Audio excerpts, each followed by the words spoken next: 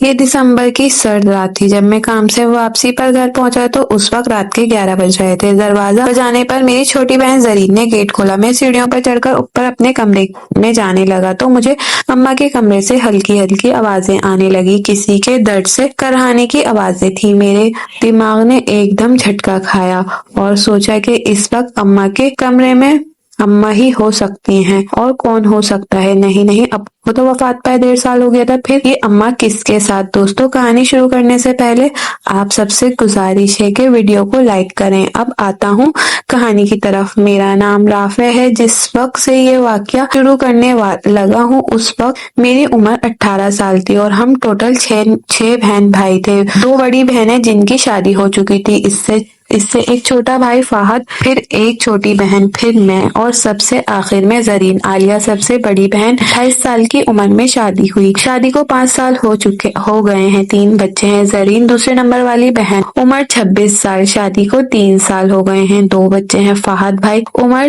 23 سال، پڑھائی مکمل کر لی ہے، اب جاب کرتے ہیں۔ ماہم، عمر 21 سال، یونیورسٹی میں پڑھتی ہے اور ایک اسکول میں پڑھاتی ہے۔ میں رافع، عمر 18 سال، کالج کے 2nd ایئر میں ہوں، کال سینٹر میں کام بھی کرتا ہوں۔ گھر والوں کا خرچے کا بوجھ بھی ہلکا کرنے کے لیے زرین سب سے چھوٹی اور سب کی لاڈلی، عمر 16 سال، میٹرک میں پڑھ رہی ہے۔ نازیہ اماں، عمر 46 سال، ایک ہاؤس وائف ہیں۔ میرے ابو کا نام زبیر تھا، ان کی عمر 50 سال تھی۔ 1.5 سال پہلے جون 2022 میں ایک دن وہ گھر پر ہی تھے کہ اچانک بیٹھے بیٹھے ان کو ہارٹ اٹیک ہوا اور وہ اس دنیا سے کوچ کر گئے۔ ہماری زندگی بہت اچھی چل رہی تھی۔ میرے ابو کی انکم ٹیکس ڈپارٹمنٹ میں جاب تھی اور ایک بڑا عہدہ تھا، اس لیے کراچی میں سن 80 کی دہائی میں میرے ابو نے گلستان جوہر میں ایک اچھا زمینی گھر لے لیا تھا۔ ہمارے گھر میں ٹوٹل 5 کمرے تھے اور 2 پورشن تھے، ایک اوپر اور ایک نیچے۔ اوپر والے پورشن میں 3 کمرے جبکہ نیچے والے پورشن میں 2 کمرے تھے، بڑا سا صحن اور چھوٹا سا گارڈن بھی۔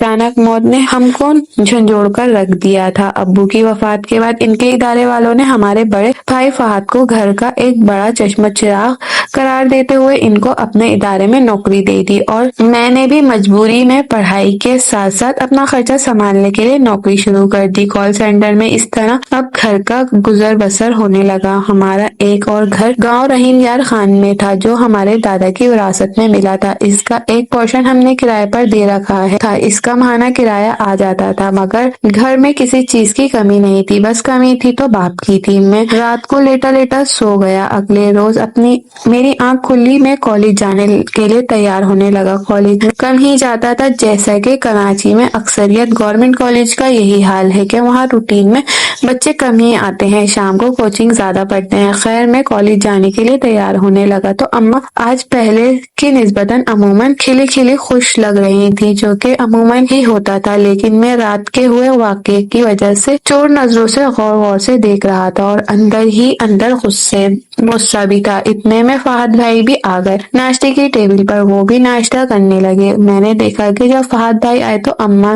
نے ان کو مسکرا کر دیکھا اور فہد بھائی کے بالوں میں ہاتھ پھیرا اور مجھے اندر ہی اندر یہ بات کڑ رہی تھی کہ میں نے حقیقت کو پتہ چلانے کا فیصلہ لگا لیا۔ اوپر والے 3 کمرے اماں، میرے اور فہد بھائی کے تھے، جب نیچے والے میں مہام اور زرین سوتی تھی۔ آج میں نے ترکیب سوچ رہا تھا۔ آج رات کو 11 بجے جب چھٹی ملی تو بائک نکال کر گھر کی طرف روانہ ہوا۔ میرے دل میں اشتیاق کی وجہ سے دھڑکن تیز ہوتی جا رہی تھی۔ میں جلدی گھر پہنچ کر دروازہ بجایا۔ موٹر سائیکل باہر ہی کھڑی تھی تو زرین بولی، کیا ہوا بھائی، اتنے گھبرائے ہوئے کیوں ہو؟ میں اس کے سوال کو اگنور کرتے ہوئے سیڑھیوں پر چڑھتے چڑھتے اماں کے کمرے کے باہر پہنچا۔ اتفاق سے کھڑکی تھوڑی سی کھلی تھی، لیکن بیچ میں جالی کی وجہ سے نظر ٹھیک سے نہیں آ رہا تھا۔ غصے کے عالم میں تیز قدموں سے اپنے کمرے میں داخل ہوا اور دروازہ بند کر لیا۔ مجھے پتہ نہیں چلا کہ کب سو گیا۔ اگلے دن میں کالج نہیں گیا۔ میری آنکھ تبھی کھلی جب اماں نے مجھے جگا رہی تھی، رافعہ بیٹا اٹھو، کالج نہیں جانا۔ اماں بستر سمیٹ رہی تھی، میرے اوپر سے رضائی ہٹانے لگی اور پیار سے میرے ماتھے پر ہاتھ رکھا تو یکدم انہوں نے کہا، رافعہ بیٹا تمہیں تو بخار ہے کیا ہوا؟ مجھے کیوں نہیں پتا بتایا۔ میں نے اماں کا ہاتھ جھٹک دیا اور غصے سے کہا ہاتھ مت لگائیں اماں مجھے حیرت زدہ نظروں سے دیکھنے لگی۔ اماں نے کہا کیا ہو گیا رافع، یہ کس طرح کی بات کر رہے ہو؟ میں نے کہا آپ کے لیے ہوگا بھی کہوں، آپ تو بہت خوش ہوں گی نا۔ ابو کے مرنے کے بعد میری یہ بات سن کر اماں کی آنکھیں نم ہو گئیں۔ صاف ظاہر تھا کہ وہ میری بات سن کر چونک گئی ہیں۔ وہ کپ کپانے لگتے ہوئے ناراضگی سے بولی رافع یہ تم کس طرح کی بات کر رہے ہو؟ ایسا کیا کر دیا ہے میں نے کہا کہ آپ نے تو ابھی تک کچھ کیا ہی نہیں اماں، بس سب کچھ خود بخود ہو رہا ہے۔ میں نے کہا اب یہ ڈرامہ میرے سامنے مت کریں، چلی جائیں میرے کمرے سے۔ میرا اور آپ کا کوئی رشتہ نہیں اور نہ ہی مجھے آج کے بعد بیٹا بلائیے گا۔ اماں کی نظریں اٹھا کر مجھے دیکھا اور میرے سامنے آ کر میرا چہرہ ہاتھوں میں تھاما اور کہا رافعہ بیٹا اپنی ماں کو اتنی نفرت مت کر، میں تمہیں سچ سچ بتاؤں گی۔ میرا غصہ اب بھی کم نہیں ہو رہا تھا۔ میں نے اماں کے دونوں ہاتھ پکڑ کر اپنے چہرے پر سے ہٹائے اور کہا آپ کیا سچ بتانا ہے؟ دیکھے ہوئے کہ پیچھے اکثر لوگ اس کی وجوہات نہیں جانتے اس لیے طعنے دیتے ہیں، تو اب سنو میں تمہیں بتاتی ہوں، شاید یہ سن کر تمہیں اپنے سگے رشتوں پر بھی بہت غصہ آئے گا اور تم کسی کے ساتھ بھی وفادار نہ رہ سکو گے، لیکن حقیقت یہی ہے جو میں بتانے جا رہی ہوں۔ یہ آج سے 6 سال پرانی بات ہے جب میں نے تمہاری بڑی بہن اور ابو کو یہ کام کرتے ہوئے دیکھا تھا۔ میں یہ بات سن کر حیرت زدہ نظروں سے اماں کی طرف دیکھنے لگا۔ جب تو محض 11-12 سال کے تھے، فہد کالج میں تھا، تم باقی سب اسکول میں تھے، عالیہ کی یونیورسٹی کے آخری دن چل رہے تھے، وہ یونیورسٹی کم ہی جاتی تھی، زنیرہ بھی یونیورسٹی میں گئی ہوئی تھی، لیکن یہ بات آخر کبھی نہ کبھی تو پتہ چلنی ہی تھی۔ اور اس دن کو بھی اتفاق ہی سمجھ لو، میں پڑوس میں ایک فرین آنٹی کے گھر گئی ہوئی تھی۔ ہمارے گھر پر اس دن صبح صرف ابو اور عالیہ تھے۔ تھوڑی دیر بعد جب میں واپس آئی تو میں نے جو دیکھا اس کو دیکھ کر میرے پیروں تلے زمین نکل گئی۔ تمہارے باپ زبیر نے بجائے خوفزدہ ہونے کے روایتی مردوں کی طرح اپنا رعب و دبدبہ جمانے کے لیے میرے بال پکڑ کر زبیر کی آنکھوں میں نے غصے سے دیکھا۔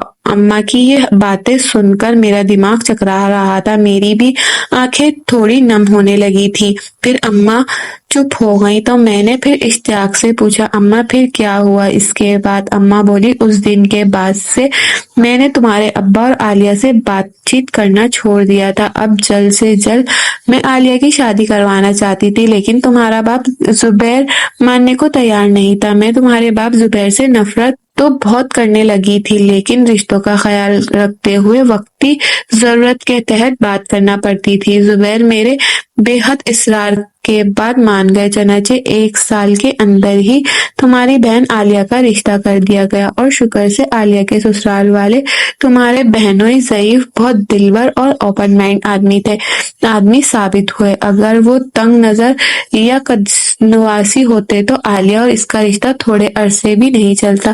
چنانچہ عالیہ شادی کے بعد ہر 2 مہینے میں چکر لگاتی۔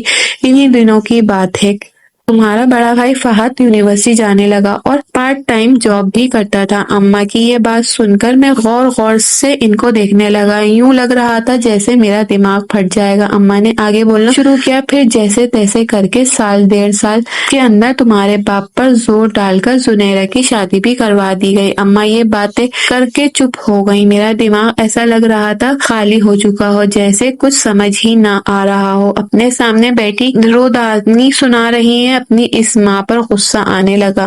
اماں میری حالت کو سمجھتے ہوئے بولی رافعہ بیٹا مجھے امید ہے کہ تم سب سمجھ گیا ہوگا۔